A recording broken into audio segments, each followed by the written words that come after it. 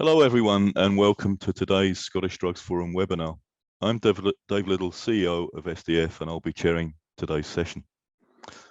This webinar provides an opportunity to explore options and developments in residential services in Scotland.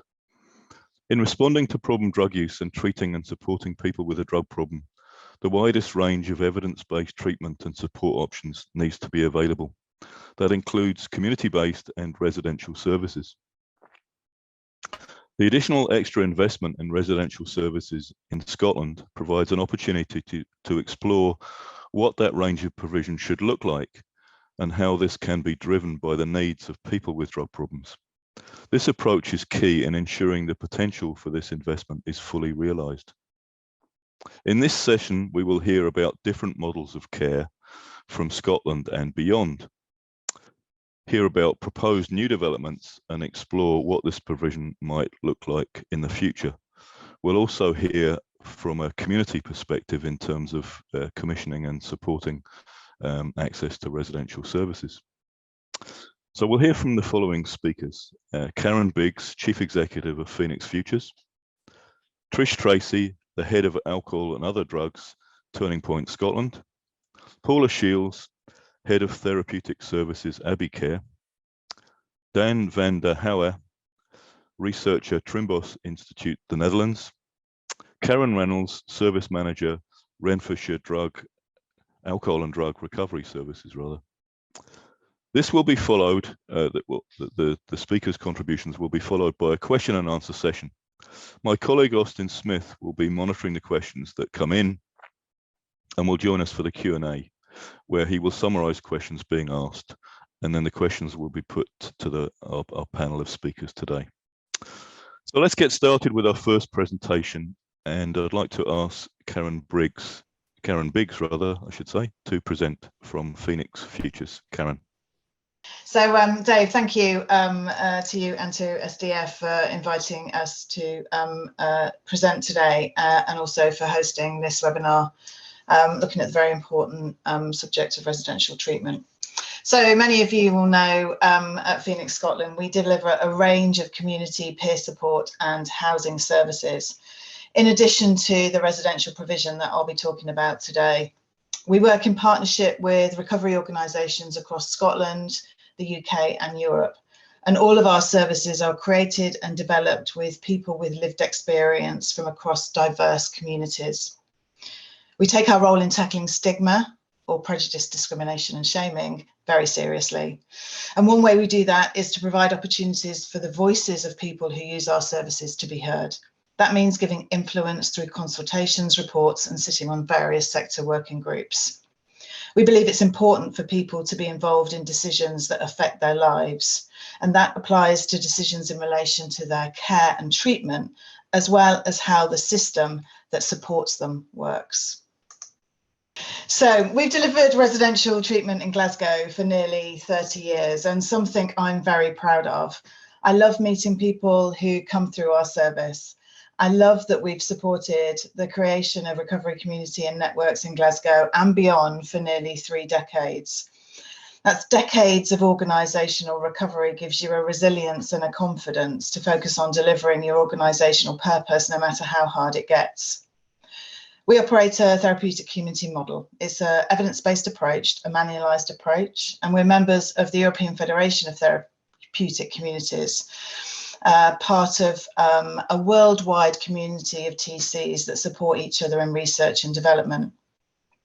The 10 minutes I've got today isn't long enough to be able to describe the full range of treatment and pathways in and out of our residential services. And I'd encourage you to contact the service and ask to attend the virtual rehab sessions we operate if you want to find out more. In 2018, we moved to a new fit-for-purpose building, and I think that decision took people by surprise. It was at a time when access to residential treatment was incredibly limited. But we'd outgrown the old building. It was time to leave home and to move to a building that allowed us to help more people who found it in the past difficult to access residential treatment. For example, the building and the programme is accessible, so we can offer support to people with mobility issues. And we deliver a range of mental health interventions to support those who may come to us with mental health or trauma issues. And our new building enabled us to deliver our commitment to environmental standards, making sure our services are safe, secure and homely, creating lovely environments for people to do difficult stuff in. So lovely environments to do difficult stuff in, because it is difficult stuff. Residential treatment is a NICE approved treatment intervention that supports significant improvements for people with multiple needs. And this is the result of our latest footprint study. Of course, we know stress and trauma can lead to emotional and psychological disbalance within a person. And whilst there are many fallouts from that, one is addiction.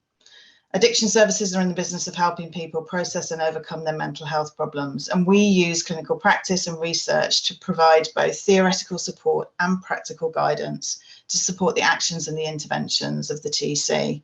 I'm not going to go through the stats on the slide, and I'm sure they'll be very familiar to many of you. So the outcomes this is the outcomes from our Glasgow residential service, and they speak for themselves. The completion rates are 70%, which is above sort of sector average, and that increased to 74% for people with mental health need. Most people move on to supported housing or to a tenancy of their own. And residential treatment is an exit out of structured treatment. 56% is our average improvement in our outcome star scores, with 87% improvement in emotional and mental health. And I think that's really important to point out if we reference back to the previous slide and the needs that are presenting to us in our residential services. Because of the increased mental health need we've seen in people presenting to residential treatment, and because we know people with addiction and mental health needs find it really hard to access the help they need, we're developing our mental health approach within all our residential services. We've recruited additional mental health expertise. So through a registered mental health nurse, that means that we can assess mental health need prior to admission, on admission and through treatment plans. It allows us to better respond to the need, but also to admit and support people with relatively high levels of need. And as well as bringing in expertise to provide, we've provided support for staff through training to increase their skills in mental health support and assessment. And this has given them greater confidence and satisfaction that they can safely meet the needs of people who are too often excluded from other provision. We've introduced groups and some one-to-one approaches that complement and support the TC model and people's ability to be able to thrive in it. So we're piloting these mental health approaches. It's overseen by a head of clinical interventions, who's an experienced psychologist, and we'll be collating and collecting data and passing that through our clinical governance structure to ensure that we continue to learn and develop our approaches. Most of you will be aware that we were awarded funding from the National Mission Fund to open a specialist residential treatment service for families. That's a nationally commissioned service, but it will be located in North Ayrshire. We'll be able to support 20 families at a time, and we will have a registered children's daycare facility on site. It's based on our model we've developed and operated in Sheffield for over 20 years. New parents, mums and dads, and their young children, who mostly will be infants, can stay together at the service. It's a family-friendly registered care home environment. We anticipate placements will be for between 3 to 6 months. It'll be staffed 24 hours a day with expert staff in psychosocial treatment, childcare and development, and family dynamics. Parents will be supported through drug and alcohol treatment programme, both one-to-one and through groups. They'll be supported to improve their mental health and their well-being, as well as developing parenting skills. And obviously the children will benefit from a specialist child development support and secure family life. We will take and do take a whole family approach. We anticipate that families will return to their home local authority on completing the programme, and will ensure that aftercare support is in place before they come into the service. The completion rates in our family service in Sheffield are very high, over 80%, and we do that through really good connections with family stakeholder such as social services. The aim is for the families who come to us on a care order to leave with the care of their children, or at least significantly lowered risk. Our aim is that the family service will be a national centre for excellence. The aim is that we'll be able to study and share best practice in supporting families affected by addiction. For example, developing research projects and practice training that can be taken out into the community to better understand how to support families as a family unit, rather than parents in adult treatment and children in an early years setting. The aim is to develop an understanding of the family unit as a means of making positive change, not just supporting individual change. And we expect our family service in Scotland to be open in the summer of next year. The footprint study I mentioned earlier is a study that helps us to understand more about the people who come to us for treatment so that we can ensure that we're meeting all needs as best we can. One of the questions we ask is, what motivates you in your recovery? One of the interesting things about footprints is that we've been doing it every 2 years for over a decade, and we can see how the needs and the motivations of people in treatment have changed. For a long time, the greatest motivation by far for people coming into residential treatment was mending relationships with family and friends, and that was most often with their mums. That's still high, and it signifies the importance of connection, but improving mental health has significantly increased, as you can see, as has the number of people who felt their lives were at risk if they didn't access residential care. For me, that points clearly to the need for a full range of treatment options, as Dave has said, equal access across the country, offering choice and providing people with options when they come into treatment, and of course, providing the best quality of treatment. Not only will that save lives, but it will improve people's quality of life. It will provide equality of opportunity across the country for people to have a fulfilling life. Which leaves me, hopefully, just 30 seconds to be able to say that it's our pleasure to be hosting a conference next year, European Federation of Therapeutic Communities Conference, where you'll be able to find out more about the therapeutic communities approach. And if you want to submit some research to that conference, then we'll be opening for abstracts early in the new year.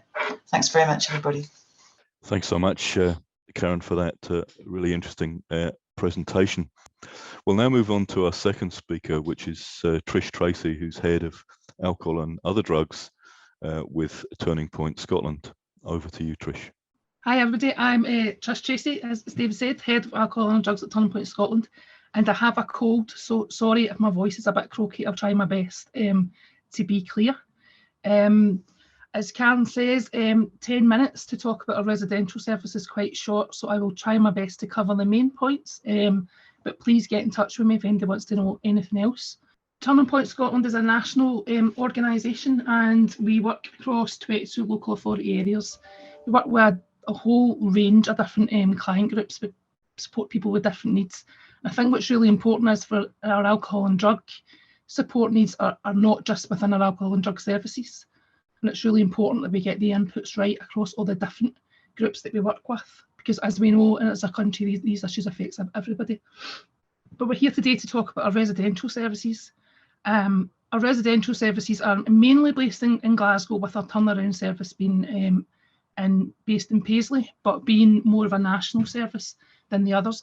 Today I'm going to focus more on the alcohol and drug crisis service and the Glasgow stabilisation service. I'll just give you a wee quick of all these different models.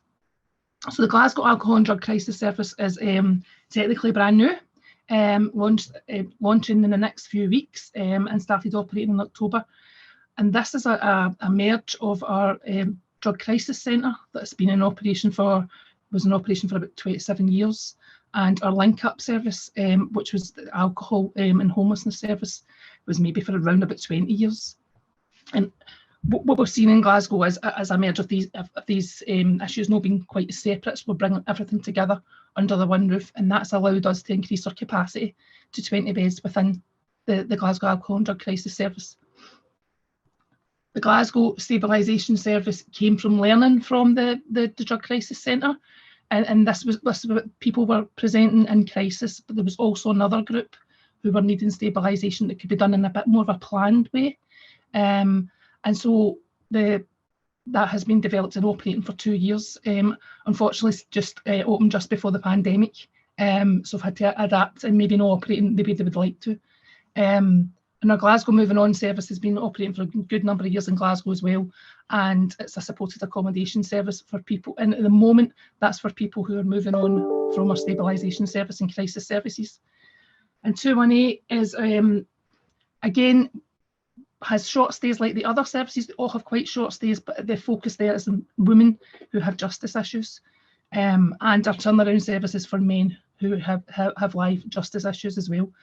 But a lot of what I'm speaking about, their approach to alcohol and drug use, actually runs across all these services, although I will focus more on the two at the beginning there.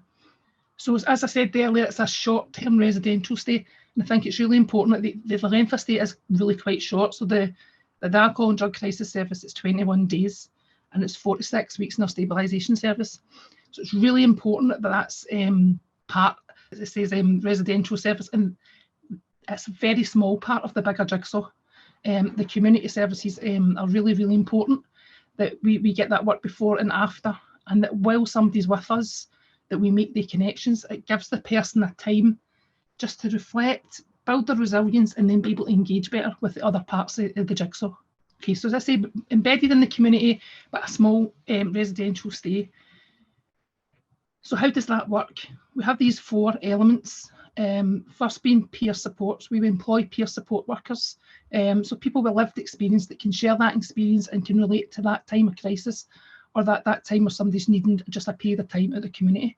And they really, I mean, we kind of value that enough, the input. We have quite a robust programme about bringing people through from our services, training them and bringing them through into these posts, and also for other people to apply for the community.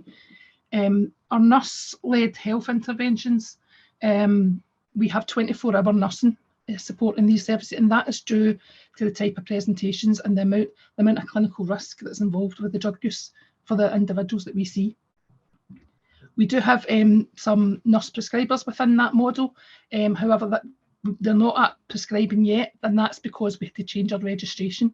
So one of the things that we have learned is we moved away from being a care home with the care inspectorate very recently, and we're now a housing support service with the care inspectorate, and we are a Health Improvement Scotland registered as well, and the Health Improvement Scotland helps us to do more clinical interventions. We also have a visiting medical officer from GADAS, from the Health and Social Care Partnership, the Glasgow Alcohol and Drug Recovery Service, who comes in Monday to Friday, and we have some out-hour cover as well virtually. Which is really important that we get that clinical risk managed appropriately. We also are trauma informed. I heard Cam talking about that. The environment is very, very important. It's very difficult sometimes to have the building that's suitable. Certainly, I think our building that we've had for a long time can be improved, but we do our best to make the most of that. And that's about making the place warm and friendly, and an attractive, comfortable place for people.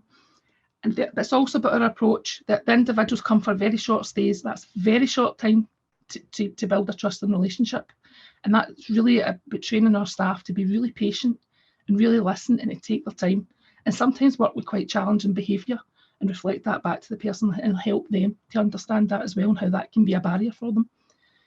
We have a range of psychosocial interventions as well, including a group work programme, and a programme of one-to-one, and very much for a motivational interview point of view.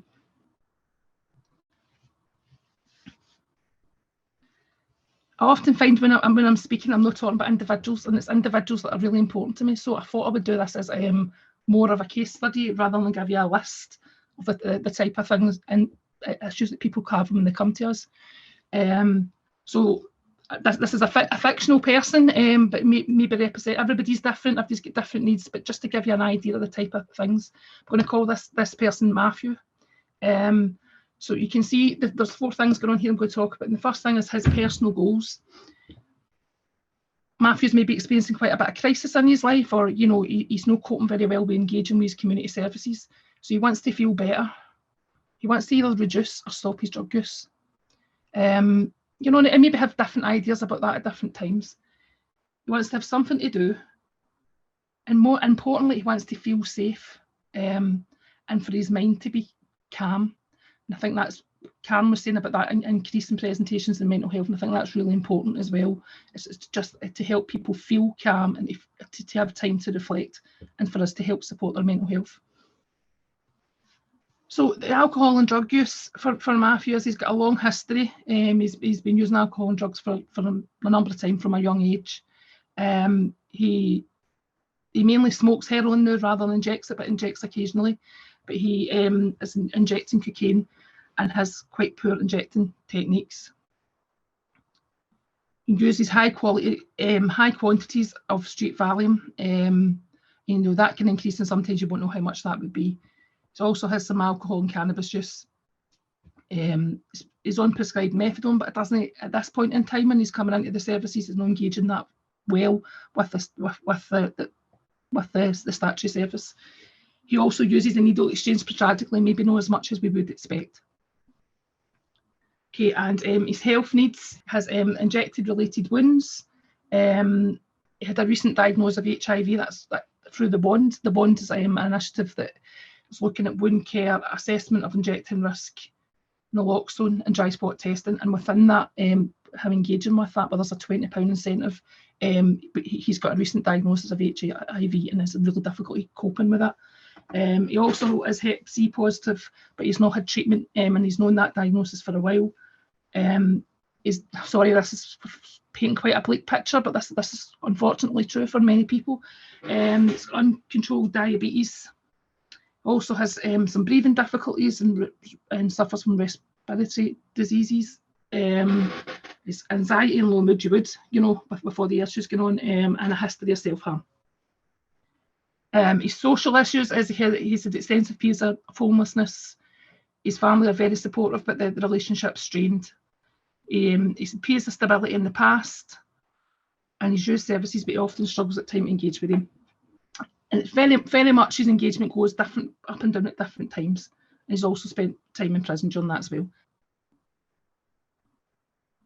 So what we're going to do in that short stay, you know, how are we going to help Matthew during that short period of time? So the health interventions that we're going to do, we're going to do a comprehensive physical and mental health assessment. Remember, we have 24-hour nursing staff, so that's not just about when the person's getting admitted, that's ongoing.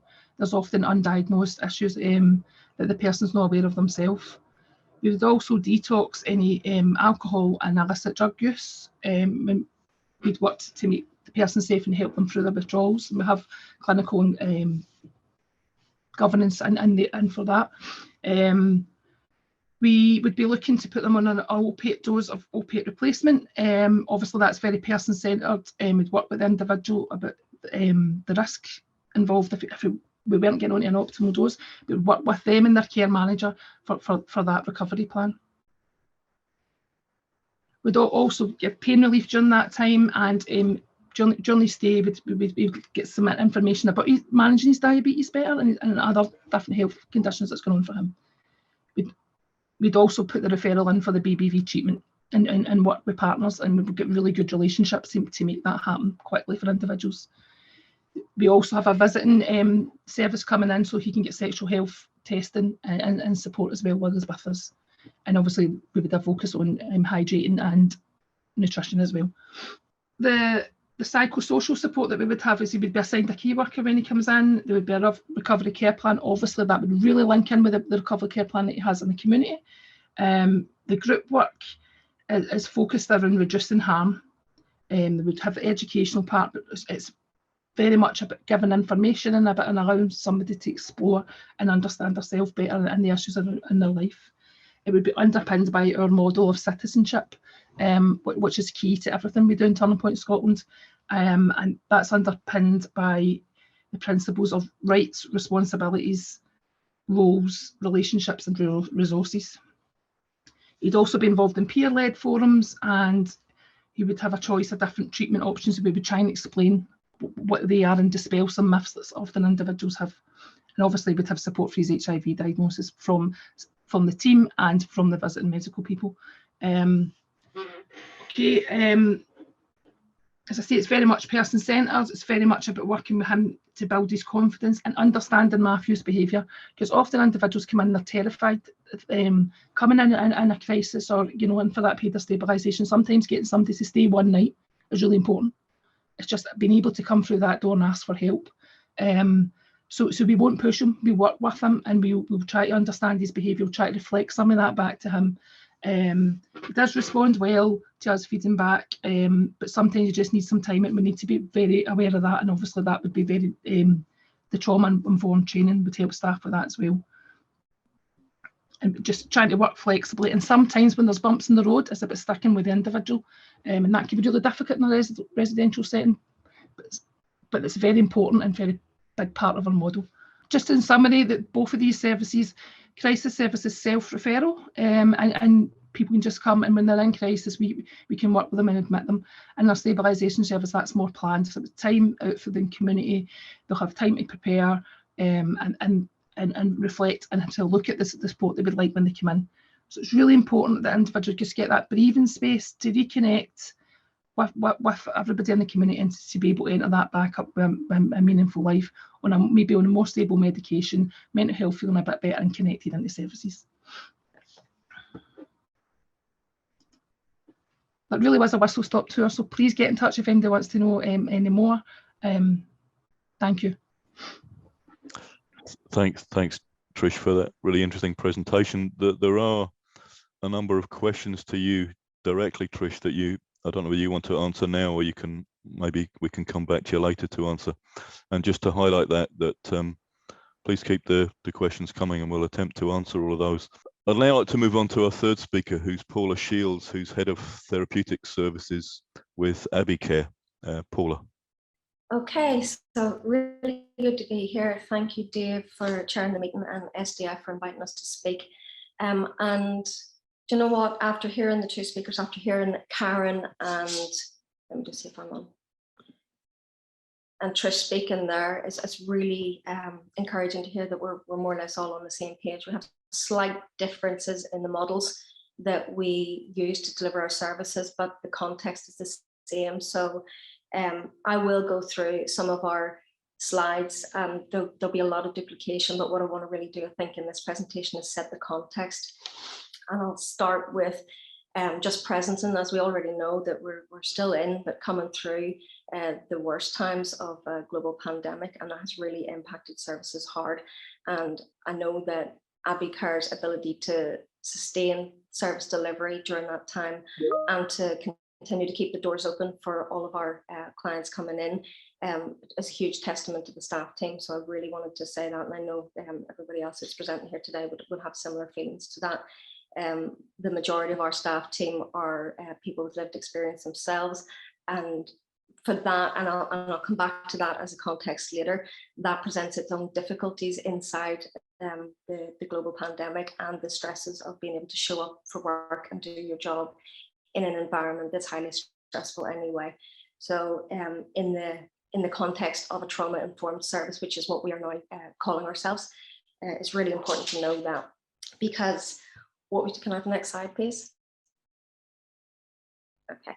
So what we've attempted to do, actually what really happened in the last year was Abbeycare upped and moved, and we're now in a new premises in Erskine. So as well as the pandemic, as well as all of the impact on the staff team, we moved to a new premises, and the reason being that the plan for delivering the service was still in line with what the need was that we were seeing. So clients and our service users are coming in and continuing to present with more mental health needs, with more need for longer term service, with more need for conjunctive services that are connecting with their local communities and providers already, and we needed to move with that. So with the move into a new service, we also changed our program. So initially we were offering 2 weeks to 4 weeks, which is, as we all know, that's really not going to be a substantial piece of therapeutic work to support somebody to transition back out into the community again.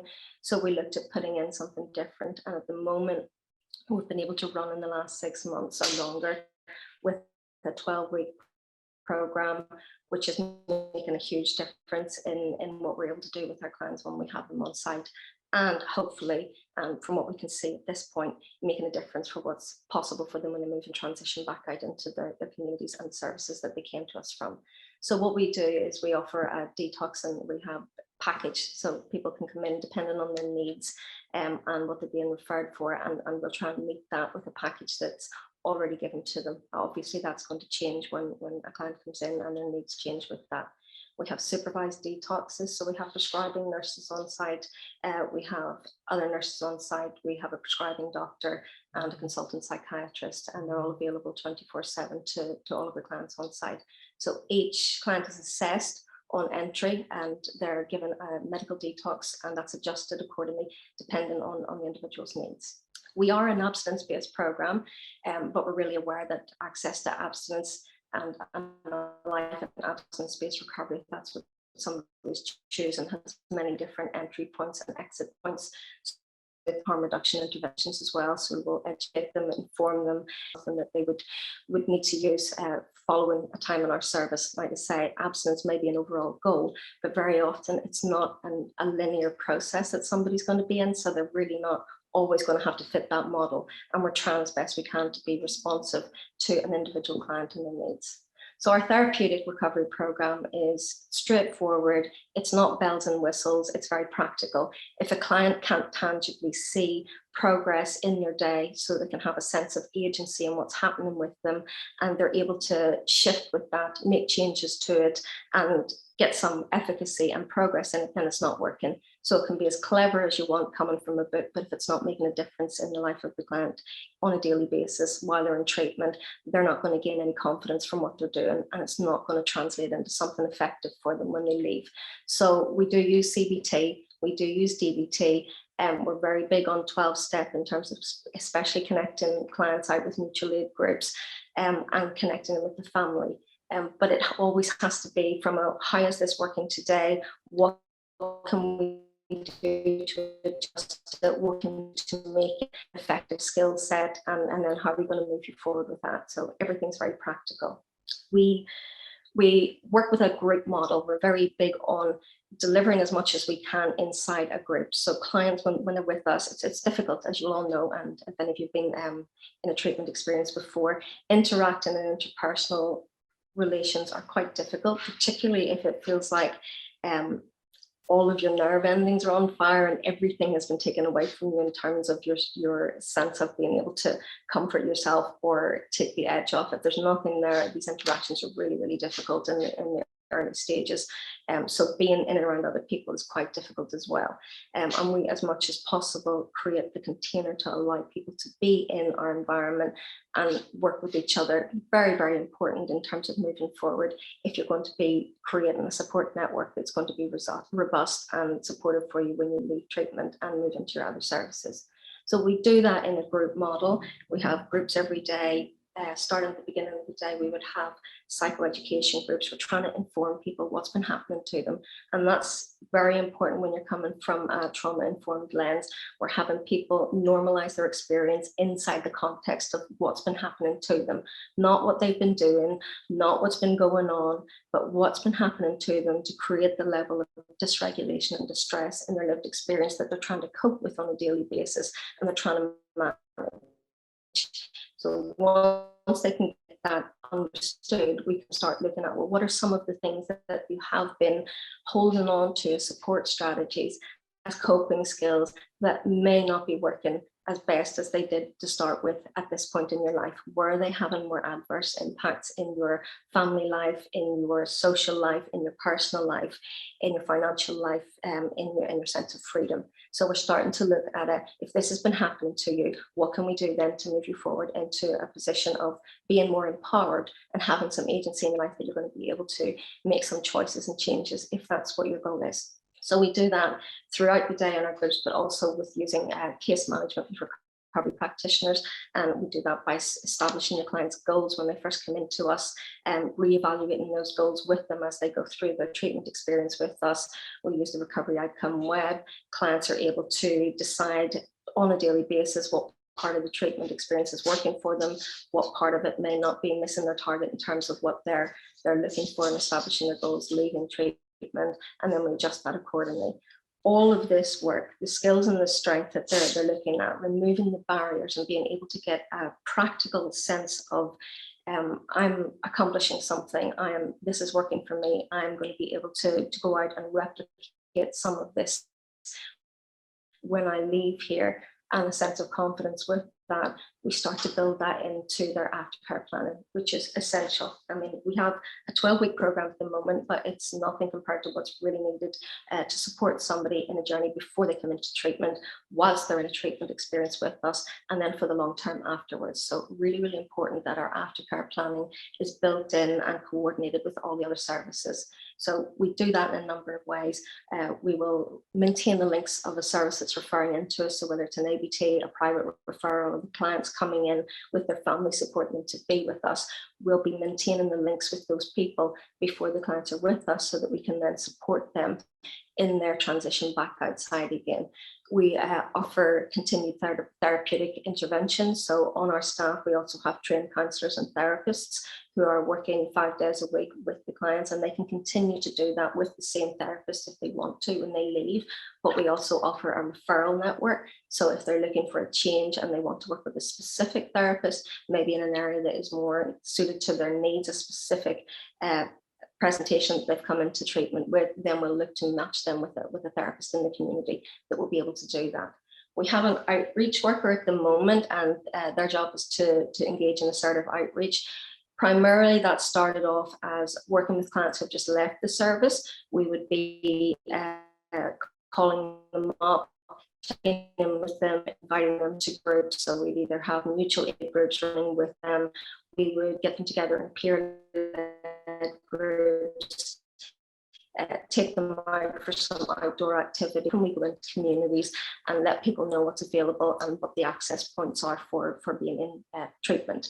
So going into recovery hubs, meeting people, going into prisons, meeting up with some of the workers in any of the facilities and the organisations that we're connecting with and partnering with, and trying to, as much as possible, break down any of the barriers that would be in the way of being able to then step in at any point of a client's journey in their treatment to get into one of our services. As I say, at the minute, if we're looking at what we're wanting to do moving forward. So future developments, I think going back to what I'd referenced earlier and some of the things that I've heard, if we're looking at a trauma-informed delivery model, we're very much looking at the environment that the client's coming into, but we're looking at what creates that environment as well. So empowering and supporting and training our staff team to be able to recognize when they're dysregulated, being able to recognize when they're unable to see a client presenting with what's going on, but they're seeing it through a lens that's already preloaded from their own experience. So very much about having our staff team understand the microaggressions and the traumas and the levels of dysregulation that they experience in their lived experience, and on a daily basis, even in a work environment, being tuned into that and understand how to regulate that so that they can then model with our clients every minute of the day, not just when they're in a treatment group, not just when they're in a one-to-one session with a recovery practitioner or a therapist, when they're at their lunch, when they're out in the back garden, when they're sitting having a chat and a smoke. At all times, there's an understanding that people's lived experience have created a context that they now find themselves in, and they have the same needs as everyone else. I hear a lot of the time that clients present with complex needs, and they do and they don't. There is a complexity to the presentation, but the needs are very much the same. The needs are the same as any other one of us when we're working with them, for that connection, for that sense of belonging, for that ability to be have an agency and the choice of where you want to go and what you want to do in your own life. So recognizing that, and then being able to decipher some of the presentations, as Trish mentioned there just before I did, some of the behavioral presentations of the way that shows up. They get missed sometimes in an environment that's not set up to be a container for that. So our move to the new premises that we've been in, and the support that's been put into training and establishing the container with the staff team, and hiring more staff with levels of expertise and training, so that we're able to put that in place for clients coming in with us. So what we've been doing at the moment is really working to establish as many pathways as possible with everybody out there. So other treatment centres, community-based treatment centres, private treatment centres, ADPs, prisons, any service where anybody could show up at some point and express a need or express a desire to explore the option of abstinence. If that shows up, we're wanting to create a pathway in at that point. It may not be that point that carries the person through to the end of a recovery journey. So we need to create exit points as well to allow them to step out of our service, engage in a level of provision that is suitable for where their needs are at that moment and what they're capable of doing, and then look to see if they can step or someone else if that's going to work better for them. So I think the future developments in terms of what we've been doing as an organization and business is try to build up best practice, but not just as our own organization, but across the country and nationally. So it's very much about how can we get in line with everybody else and make sure that we're sharing everything that we've got, so that no matter when a client comes in front of somebody looking for support and help, there is a pathway that's going to move and mobilize into that immediately. So I think I've covered everything. It's really, really quick to get through all of the stuff that I would like to tell you about the service. If you've got any questions specifically about Abbeycare or what we're doing, please throw them through to either David, SDF, or directly to myself. Thanks, Paula, so much for that presentation. I'm sure that'll generate more questions from all of you on the webinar today. We'll now move on to our fourth speaker, who is Daan van der Houwer from Trimbos Institute in the Netherlands. Dan, over to you. Good afternoon, everyone. I'll share my screen now. My name is Daan van der Houwer. I'm running the Dutch harm reduction network in the Netherlands and involved in all kinds of international projects. And at the Trimbos Institute, we collect a lot of data on treatment, harm reduction, drug markets, and things like that. Today, I will be touching upon the issue of residential services for people who use drugs in the Netherlands shortly, and focus on an example of Woodstock, as it is called. I'm not going to repeat everything that that the previous speakers have said, because actually all the services that were mentioned by Paula in the previous presentation are all in place in the Netherlands. So we have a huge variety of different services for people who use drugs based on abstinence. So therapeutic communities and all that things between very small scale treatment and long-term treatment, like therapeutic communities. We have crisis services, so night and day shelters for people who have used drugs and end up in a sort of a crisis. Night shelter for people without a home, but it's very basic, so they stay in the streets in daytime and have to stay in the night shelter for the night, but they have to be they are kicked out early in the morning. We have stabilization services for OST clients. Basically, we have a lot of harm reduction services at stake in the Netherlands, coming from drug consumption rooms, heroin-assisted treatment, opioid substitution treatment, drug checking, all these things. And today I will talk to you about housing first and about the hostels. But before I do that, I'd like to tell you that the funding of people who need treatment, and especially the residential services, it's all covered through the health insurance in the Netherlands. We have a law, literally translated, is the general law for special care. Yeah, so everything related to drug use or drug misuse or problem drug use, and people turn to institutes and institutions and organizations for healthcare or treatment, is being subsidized through this this law. And we have many services, but we're also focusing on different needs of people who use drugs. For instance, now with MPS, especially the synthetic catenones, they're not very big in the Netherlands yet, but should there be a need from users for specific care and treatment, we would probably provide that. So it may take some time, but it's not a very, how to say, I think the Netherlands is very flexible when it comes to this kind of services for these groups of people. And so in the end, we have a broad spectrum of services to provide care and support these people. Then about Woodstock, what I wanted to talk to you about is that for those who have visited the Netherlands, for instance, here I live in Rotterdam and visited our country and our city maybe 15 years ago. There was a lot of drug use on the streets, a bit similar to what's seen now in Glasgow.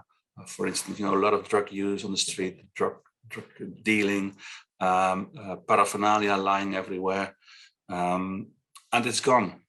It's completely gone. Drug users are do no longer have to stay in the streets. And I think the main reason for that is that we have this broad spectrum of harm reduction services, but what was added to that spectrum some 10 years ago, 15 years ago, maybe already, was the concept of hostels, and this is one of them. So hostels for people who use drugs. This is in The Hague. It's just in a residential area. And it's called Woodstock because most of the people who live there are from that age of 60 and over. So the residents, the people living there, they are 45 years and older, long-standing drug careers, long-standing episodes of homelessness. They have a long track record of acquisition crime. They have undertaken many unsuccessful attempts to quit drugs or to reduce it. Sometimes, but rather quite often, they have also psychiatric problems, poor health as well. And well, as we have seen over the past decade or so, is that those people, they grow old, but because the care and treatment that we provide, care and support also that we provide, they do not die luckily so easily. So they just grow old while they have this habit of using drugs, but they have a very specific lifestyle, which is completely different from an ordinary 60, 65, 70-year-old person. So they wouldn't really, they're not allowed there, but they wouldn't stay there for a long time because, most people in those elderly homes, they live at the daytime, and many drug users, they live by nighttime, so that wouldn't work. And they were not accepted anyway. So this is the reason why they decided to set up the hostel. And some features of this Woodstock is that, well, it's relatively small. The maximum is 40 persons, but probably it's a bit lower usually. Counseling is provided. Also, of course, 3 meals a day, medical care. Also, methadone prescription is done through staff of Woodstock. So they are allowed to prescribe the methadone and to deliver the methadone day by day, so that people will not take the methadone of a week in one time and die or sell it, for instance. And there's also quite often some work attached to that. So they work to get some pocket money, and for that pocket money, they will buy drugs. So what is essentially different from the other types of residential services provided is that here, personal drug use is allowed in their rooms. So they have a room of their own, 40 rooms. So in Woodstock, they have a room of their own in which they are, it's private space. Staff will come there, but it's tolerated that people will use drugs to feed their habit, basically. Combined use of different use of different persons in one room is not tolerated, and so this is what makes the difference. And I really believe that because we have now this whole system of hostels in the Netherlands, throughout the Netherlands, it's not everywhere, but it's more and more. The problem is off the street, and it really was very beneficial for the whole society. For residents, for instance, they got their lives back on track, back in contact with family quite often. The health improved, of course. There was a decrease in petty crime, and also there was a decrease in use because people are more easy. They feel more easy, more quiet, and there's no need to be using that much drugs in comparison when they would be living in the streets. This is not a very nice thing to do. And also for the neighborhood, there was a decrease in public nuisance, and the simple fact that people know each other helps a lot. Talking to them, for instance, if a needle would be found, well, drug injecting is not very popular in the Netherlands any longer, but should a needle be found, a quick call could be made and things would be solved immediately. So that's a classic win-win situation, I would say. The bottom line is that although we also need all the other residential services that is targeting abstinence of the person, we have many of them, of course. We also have to take into account that some people will never quit drug use. Some people also will never fit in the standard treatment and services because of the way they have evolved over, maybe 30 years of living in the streets. And some people will also, as they grow old, never fit in these homes for the elderly. So we believe that in addition to all the other services that we have, so both harm reduction and abstinence-based treatment, this system of hostels has really improved many things for many drug users and also for their environment and the society as a whole, basically. This is the last slide. Here you can see just an ordinary building. It's not really very fancy or nice. It's also in a very common residential area in The Hague, and it's really going quite well. And of course, before it started, people were shouting, "No, not in my backyard," and "No, we won't have it." But once it was open, and the rumors and the public nuisance went down, and people were basically quite happy with the service, and so that they exist now for 15 years in The Hague, and there's a number of others in other places in the country. I think this was my contribution. So thank you for your attention, and I hope to be, if you have any questions, to be able to answer that in a while. Thank you.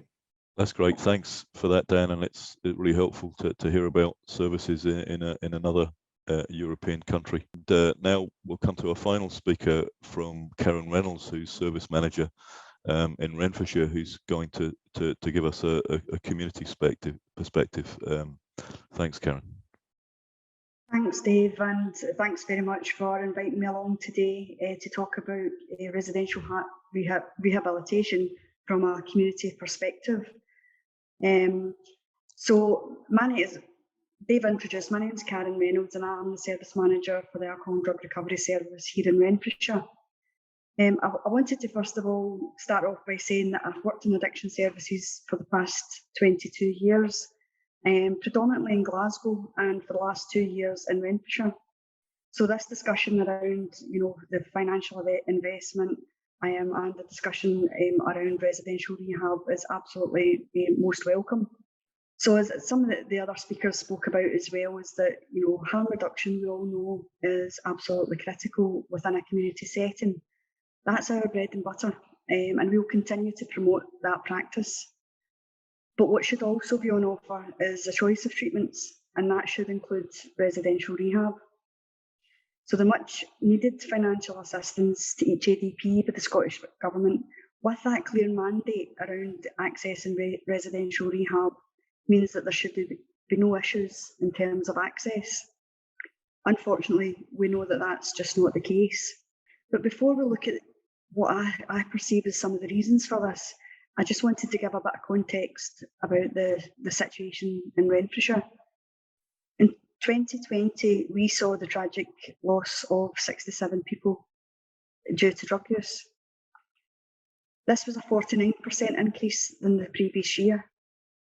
And of those 67 people who unfortunately died, 44 were not open to the Alcohol and Drug Recovery Service. So I think it is important, therefore, that we continually ask questions of our service. Are we reaching the wide range of people we need to offer help? Is the range of services that we offer a real alternative to using substances? And can we offer exit strategies for our service users? We know in Renfrewshire that there is a cultural shift that needs to take place, and that is probably reflective, I would suggest, across many alcohol and drug recovery services. We've had feedback from our service users that doesn't make for easy listening.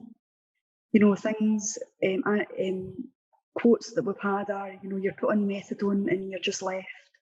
You're tied to a chemist every day. Your life's not your own. And sadly, I had to fight to come off my meth. That needs to change. This shouldn't be a battle about us, the services and our client group. We need to shift that rhetoric and foster a better than well approach. I think it would be easy to see from an outside perspective looking in that the answer to our drug deaths would be to allow more access to residential rehabilitation, and it absolutely is. So why don't we just do that? And I think from a community perspective, the answer to that question is a bit more complex. In the first instance, not all ADPs have access to the range of residential placements that are currently on offer. So, for example, in Renfrewshire, we do have gaps in both crisis and stabilisation services. We do have access to abstinence-based providers, and we've had some of the speakers here today. And I'm pleased to say that we are fostering good relationships with those providers. But as you could imagine, not all of our service users are going to meet that criteria for an abstinence-based service, nor do they want, in some cases, an abstinence-based service.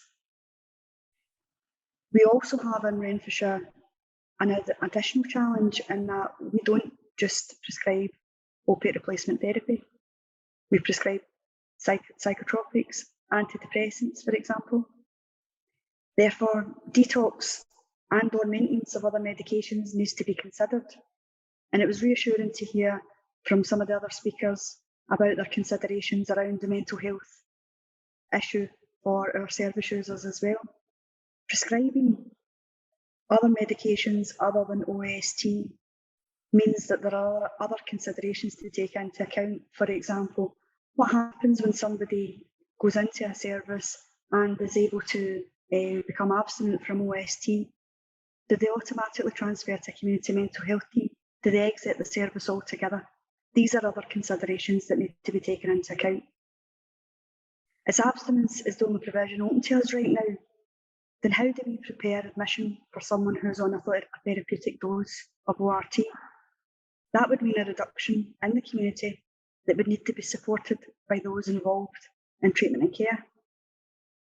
With a number of drug-related deaths, it's understandable why a risk-averse culture has developed. Staff and prescribers, they want to keep people safe, but by reducing OST in order to access residential rehab is a risk that needs to be managed very carefully, but one that can also make recovery possible. Our biggest asset within our service is our staff. They manage the complexities of our client group on a day-to-day basis, and assessing suitability for residential rehab is a real skill.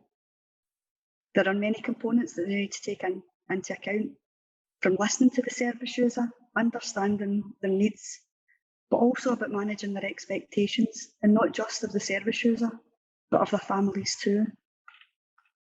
The preparatory work that is carried out before an admission is critical. This gives the service user the best chance possible for sustaining their recovery. But in order to manage all of that, our staff need to be appropriately trained. They need to know what providers are out there. They need to know what they offer. They need to know what their eligibility criteria is, so that they can carefully prepare the service user for admission. They also need to work out some of the logistics about how they get the service user from A to B, what will happen to that person's house, who will look after their pets, and in some occasions, who will water their plants. That's before they negotiate the paperwork that's required and the 2 different IT systems that they need to record on. A good care manager needs to be very clear about their roles and responsibilities when assessing for residential rehab. Before they go into residential, during the service user stay, and that aftercare provision on discharge that some of the other speakers have mentioned. So we need to equip the care managers as best we possibly can.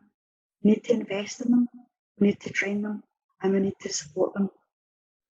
So how do we make it easier to access residential rehab from a community perspective? Well, I think the first thing is that we shouldn't approach it as if we were going into battle. Service users shouldn't need to fight to be heard. We need to continue to promote the MAT standards, not just with our service users, but with our staff and prescribers too. Keeping that at the heart of our service delivery improves our provision, but also keeps us accountable. Placing our service users at the heart of our partnership approach to recovery planning means that we actively listen to their views and work with others to provide the best possible care. We're closing our minds to alternatives won't allow recovery to flourish. As I mentioned before, the well-trained staff that have standard operating procedures that are clear to follow, that will help them navigate their way through the process as easy as possible, is critical.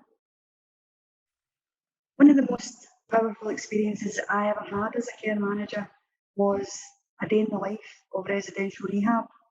It was a virtual participation exercise and it allowed me to see firsthand what it would be like to access rehab. I think exposing our staff to a similar experience would really allow them to understand, in part, I suppose, what it would be like to be at the other end of that prescription. We need to continue to work with the providers and in conjunction with other ADPs to look at how we fill any gaps and expand on our current provision. I think by allowing our lived and living experience voices to penetrate our services, helping us to understand why being better than well should not be the ceiling of our aspirations and why recovery should be an option for everyone. Having looked at listened to some of the other presentations, and it was, as I said, very welcoming to hear what the other providers, what was on offer. And it has been a very welcome and much needed discussion around residential rehab.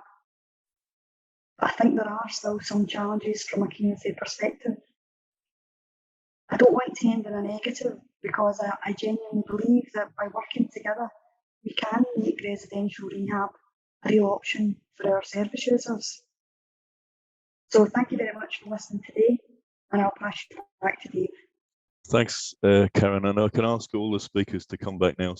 Okay, thanks, everyone. I don't know whether Trish is able to come back on camera or not. Maybe I'll just kick off by asking all of you just to reflect on what you've heard from all the other speakers. Could I start maybe with Karen as the first speaker? Do you have any reflections on the presentations?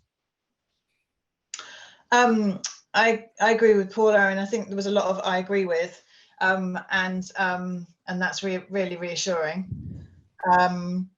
There were some themes that came out for me, the importance of choice, the importance of quality, the importance of services meeting need.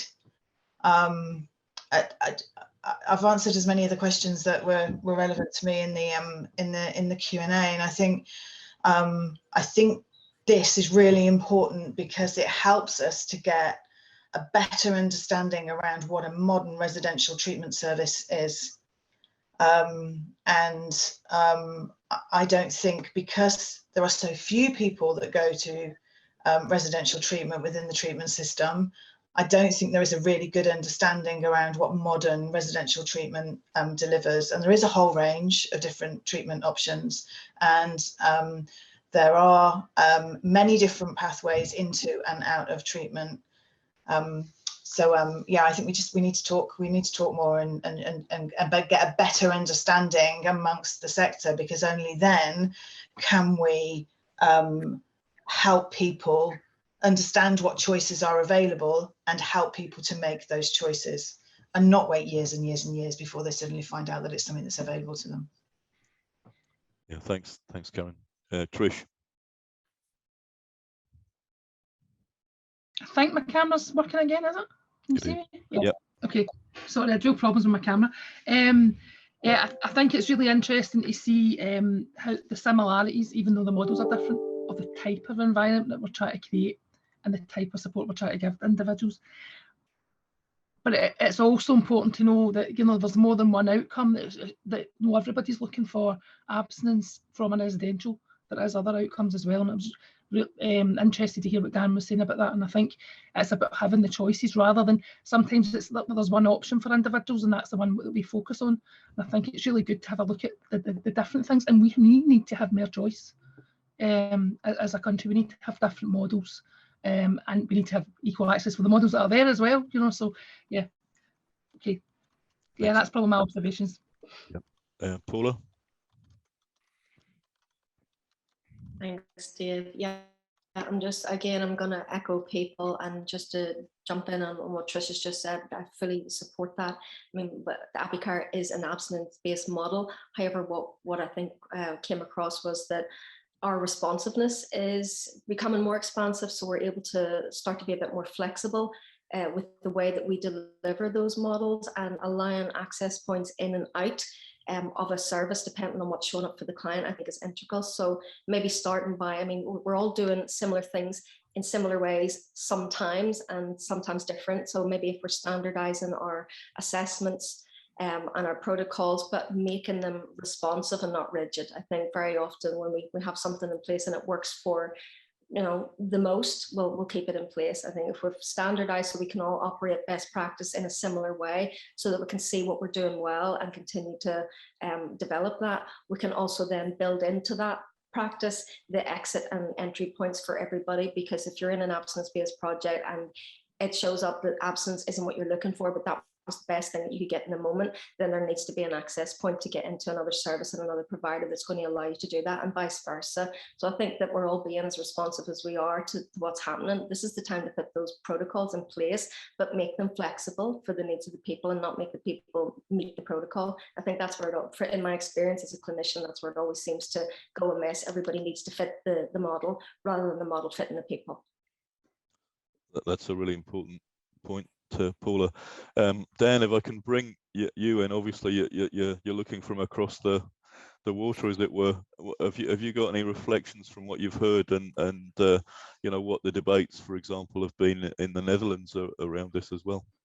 Well, it's difficult to reflect on the Scottish situation, of course, because I'm not really involved in what's happening there. But what I've heard from previous speakers is more in line with what discussions we've had in the Netherlands years back. And you know, I can just repeat what others have said. The choice is key. People have to have a choice in, you know, and they have different stages in their life with different needs and so on. So you need to have a broad variety of services available, not one program fits all.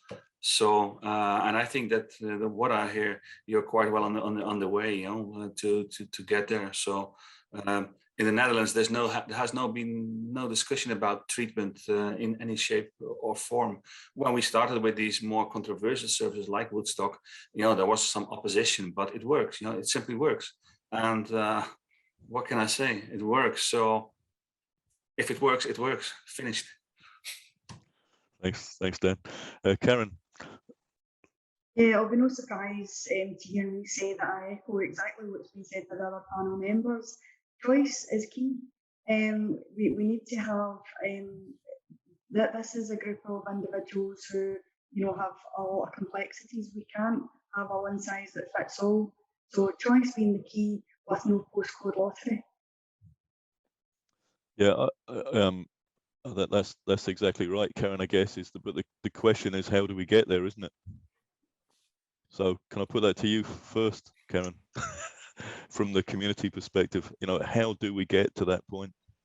Thanks very much for well, I think, you know, as Dan's just said, we're definitely on the right track. The fact that we're here talking about this, the fact that, you know, from a community perspective, from a residential perspective, we're all saying the same thing, means that we're definitely on that right track. So, you know, there is a willingness here, you know, within the community, with the providers. We've got, you know, the Scottish Government have, you know, put their cards on the table and shown that they are supportive of this. It now just needs the action, and that's the part that's probably the most difficult. But I think that by continuing with this type of discussion means that we will move forward. Thanks, Karen. Sorry to put you on the spot like that. Karen wants to come in. The other Karen, rather, I should say. Yeah, thanks, Dave. And so the money from the Scottish Government really helps, but it's not going to enable the end of the postcode lottery. It's not going to enable a full range of treatment options to be available across the country. There are a number of barriers. Money initially was one, but there are a number of process barriers in terms of how some areas make decisions around who goes to residential treatment. If anyone's read anything that I've ever written, you all know what I mean when I talk about Dragon's Den. The sense of responsiveness from treatment providers as well. And there's some things that we can all do to make life so much easier. And the biggest thing that we can do is stop arguing about one versus another. And stop confusing people who need our help. I did my whole presentation, I didn't mention abstinence. I hardly ever do when I talk about residential treatment. We provide a service very like Woodstock in London. It's not about abstinence versus harm reduction. This is about choice. And it's about us all coming together in solidarity to be able to support people when they need it and with the evidence-based treatment interventions that they need. Thanks, Karen. I almost think that we should end the webinar on that point, but we've got 12 minutes left, so we'll I should have brought you in at the end to say that, but we maybe do that in a minute. Can I bring Austin in? I know Austin's had a few technical issues in terms of following all of the questions that have come in. I mean, I suppose, you know, the question, the immediate question is in the context of the national investment, is where are the gaps? I suppose it's a three-part question. Where are the gaps? How do we fill those gaps? Is national commissioning part of that? And how long would it take to increase, you know, significantly increase the capacity of residential services of whatever type across Scotland? Okay, we probably won't remember all three questions at once, but the first one is where are the gaps? And we've sort of covered quite a bit of that, I guess, haven't we, already? Karen, do you want to come back on that from your perspective? And I suppose one of the things is the access, for example, to stabilisation unit or crisis beds, which are very restricted in terms of postcode, for example. Karen Reynolds, sorry, that was. Yeah, I mean, having worked in Glasgow, where, you know, we were able to access stabilisation and crisis, you know, albeit, you know, you had to negotiate or look at waiting times and, you know, prioritisation. So these were challenges as well within the community, even if the services were available. You know, having come over to Renfrewshire, that is a significant gap for us in the sense that, you know, we are not able to, at this moment in time, access a crisis service. And most of our service users, you know, we do have people that want to access abstinence-based services, but they're just not ready for that yet.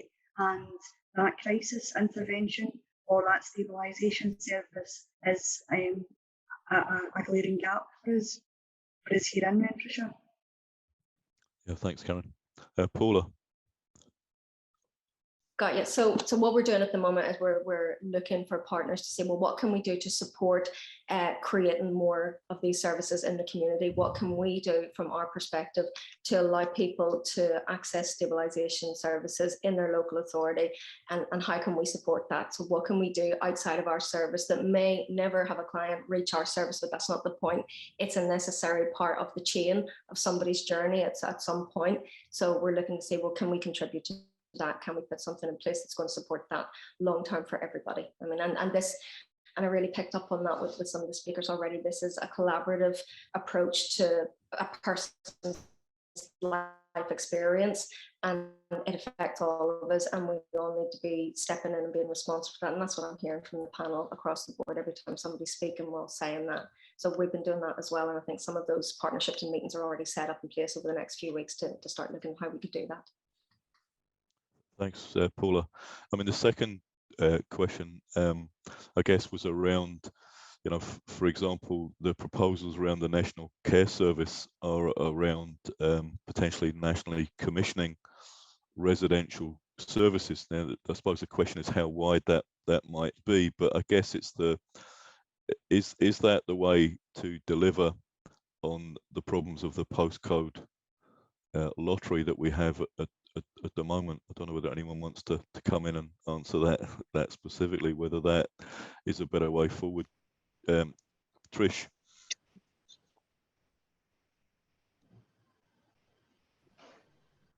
Thanks for that, Dave.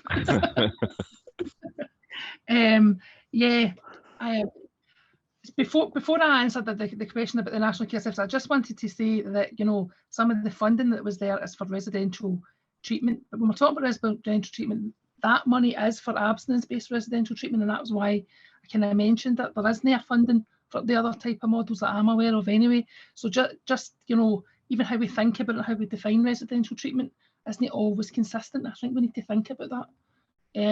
So for the national service, yeah, I could see how maybe we would do regional approaches within the national commissioning. You know, perhaps having, you know, a health board or a couple of health board approaches that would really help, I think, with residential, because it can be quite an expensive resource in the sense of setting it up in the building and that type of thing. I don't mean for the outcomes for it. So yeah, I think maybe that would be good, but we'd need to have a regional and be responsive to local needs at the same time. Yep. Anyone else want to come in on that one? Yeah, Dave, if you Yep. if you don't mind. Sure. I mean, national commissioning will, of course, enable the biggest barrier at the moment, which is people being able to get funding. That will enable that, and I don't think we would be able to run a Scottish family service without national funding, and that service has got that. What it doesn't do, of course, is get a system change in those local or regional areas. And ideally, what we want is to achieve that so that there is enough money nationally to meet need, you know, to meet an aspiration of 11%, which is the amount of people in a treatment system across Europe that access residential treatment. And it's important to understand when we're looking at European models for residential treatment that's working in a context of 11% of people in residential treatment, and by that 11%, it generally is abstinent. It's not all abstinent, Daan, I know that, but generally it is. And I think more conversation, as somebody else has said, will really help this.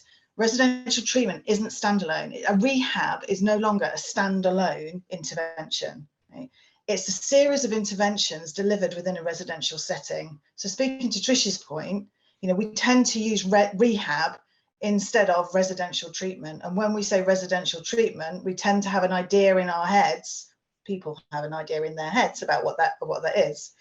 And so I think I suspect, yeah, my ask is for national commissioning, yeah, because I think it's the easiest, quickest way for us to be able to give access to people who I know don't get access for too long, sometimes until it's too late.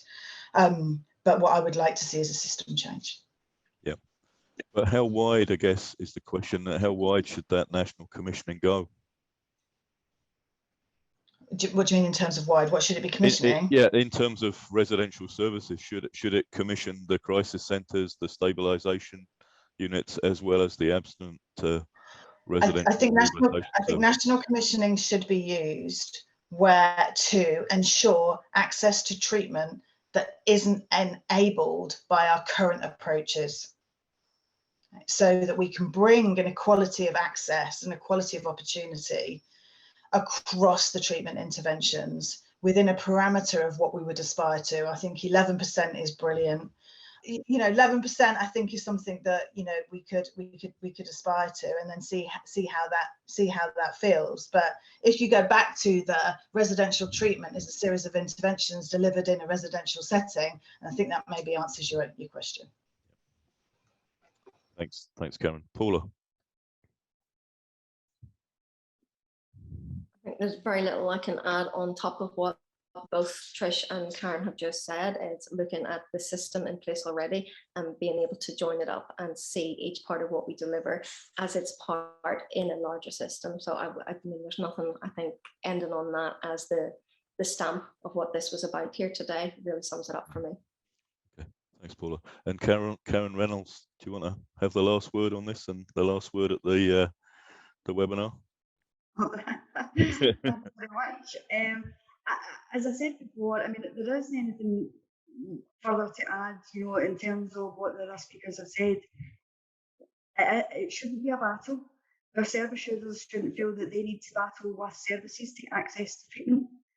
The providers, it's not a battleground there either, and that the willingness of the providers here today has demonstrated that we want to work together to ensure that essentially service users who need access to care and treatment, who need access to a wide range of interventions, should be able to access that regardless of where they live, and with the full support of services involved in their care.